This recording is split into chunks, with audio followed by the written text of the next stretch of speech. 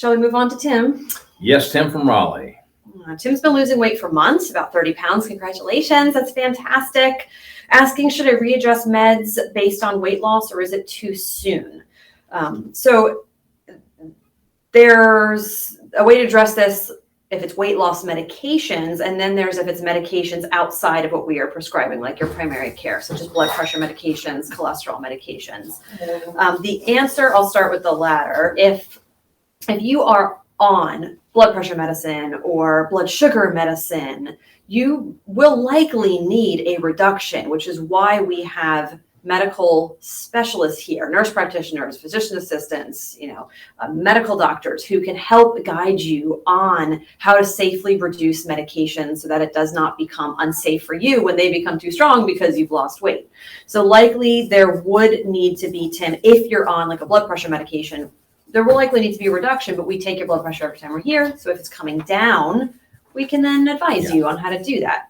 As far as weight loss medications go, when we prescribe medications to help people manage their weight, we prescribe them in the long term. So while there are scenarios where when you reach your maintenance goal that you want to maintain long term at that weight, we may address, possibly seeing if we can cut back. If you're on multiple medications, can we maintain with less dose, less number of medications, less frequency in taking it? But I will tell you, from experience and just from the knowledge of the fact that weight is a chronic, progressive medical condition, generally chronic long-term treatment is also required. So we are not looking forward to taking people off their medications, right? That's like putting you on blood pressure medication. Your blood pressure drops, and as soon as it hits normal, taking the medicine away and saying, good luck, I hope your blood pressure stays down. If the medicine was how you got to that healthier state, we are not going to snatch that medication away.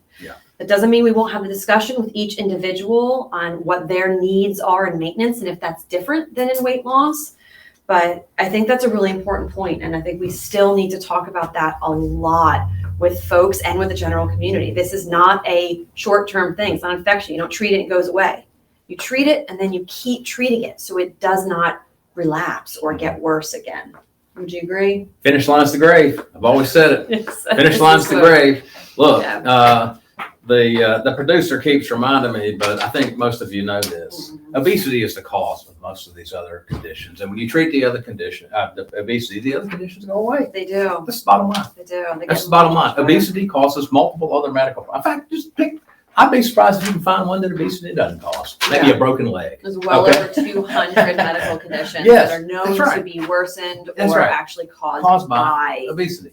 Yes. So I'm just like, treat the root cause, and the root cause is obesity. And so then why would we want to take away some medicine that helps you lose weight if you can get rid of a bunch of problems? Right. A bunch of other medical problems. And the hospitalizations and the excessive testing and the psychology of sickness that comes with all of that, right? You want to free yourself from that stuff. Yeah, absolutely. Absolutely. And the medications that we use for weight are safe to use long-term. All of the newer agents were approved for long-term use. They were not approved to be used for a few months. That's right. So people could figure it out, and then are safe and they are effective.